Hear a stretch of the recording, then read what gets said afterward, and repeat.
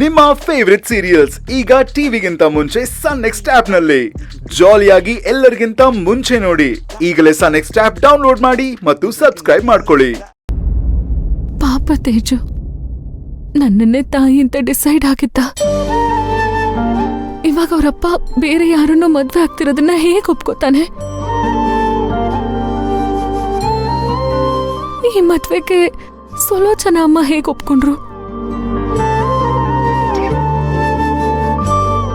ನಾನು ಒಬ್ಳು ದಟ್ಟಿ. ವಿಕ್ರಾಂತ್ ಅವರೇ ಒಪ್ಕೊಂಡಿದ್ಮೇಲೆ ಅವರೆಲ್ಲ ಒಪ್ಕೊಳ್ದೆ ಇರ್ತಾರ? ವಿಕ್ರಾಂತ್ ಅವ್ರಿಗೆ ಮದ್ವೆ ಆದ್ರೆ ಸಾಕು ಅಂತ ಯೋಚನೆ ಮಾಡ್ತಿದ್ದವರು ಸುಲೋಚನಾ ಅಮ್ಮ. ನಾಳೆಯಿಂದ ವಿಕ್ರಾಂತ್ ಅವ್ರ ಹತ್ರ ಮಾತೇ ಆಡ್ಬಾರ್ದು ಅನ್ನೋಷ್ಟು ಕೋಪ ಬರ್ತಿದೆ. ಅಲ್ಲ, ಅವ್ರು ಯಾರನ್ನ ಮದ್ವೆ ಆದ್ರೆ ನಾನು ಯಾಕೆ ಕೋಪ ಮಾಡ್ಕೋಬೇಕು? ಇಲ್ಲ, ನಾನು ಕೋಪ ಮಾಡ್ಕೋಬೇಕು. ನನ್ಗ ರೈಟ್ಸ್ ಇದೆ.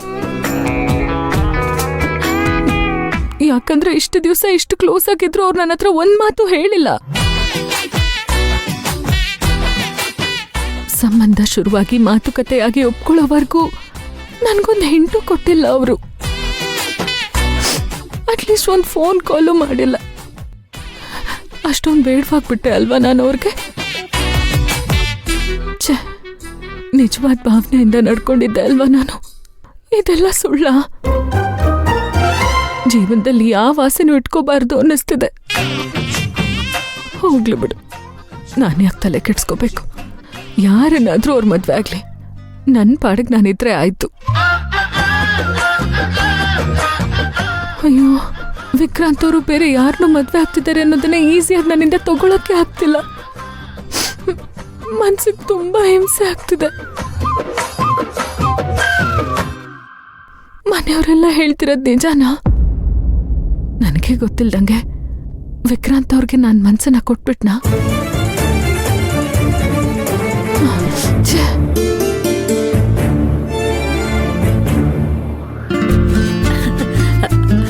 ಅಲ್ಲ ವಿಕ್ರಮ್, ನೀನ್ ಅವನ್ ಮುಖನ ಅಬ್ಸರ್ವ್ ಮಾಡಿದ್ರ? ಒಳ್ಳೆ ಹಿಂಗ್ ತಿನ್ ಮಂಗನಂಗಿತ್ತು. ಅಮ್ಮ, ನೀವೇನ್ ಹೇಳಿ, ನಮ್ ಬಾಸ್ ಒದ್ದಾಡ್ತಾ ಇರೋದ್ ನೋಡಿದ್ರೆ ಒಂಥರ ಮಜಾ ಬರುತ್ತೆ. ಅಲ್ಲ, ನಿಜವಾಗ್ಲೂ ಇವನ್ ಮನ್ಸಲ್ಲಿ ಇಷ್ಟೊಂದು ಪ್ರೀತಿ ಇತ್ತ? ಕೇಳ್ತಿರಲ್ಲ, ಈಗ ನಿಮ್ಗೆ ಗೊತ್ತಾಯ್ತಾ? ಅಲ್ಲ, ಮನ್ಸಲ್ಲಿ ಇಷ್ಟೊಂದು ಪ್ರೀತಿ ಇಟ್ಕೊಂಡು ಇಷ್ಟು ದಿನ ಎಷ್ಟು ನಾಟಕ ಮಾಡ್ದ ಅವನು? ಅದು ನಾಟಕ ಅಲ್ಲ, ಒಂಥರ ಮುಜುಗರ. ನನಗೂ ಮದುವೆ ಆಗಿದೆ, ಮತ್ತೆ ಹೇಗ್ ಮದುವೆ ಆಗ್ತೀರಾ ಅಂತ ಕೇಳೋದು ಅಂತ. ಅದ್ರಲ್ಲೇನಿದೆ, ಅವಳಿಗೂ ಮದ್ವೆ ಆಗಿ ಗಂಡ ಸತ್ತೋಗಿದ್ದಾನಲ್ವಾ?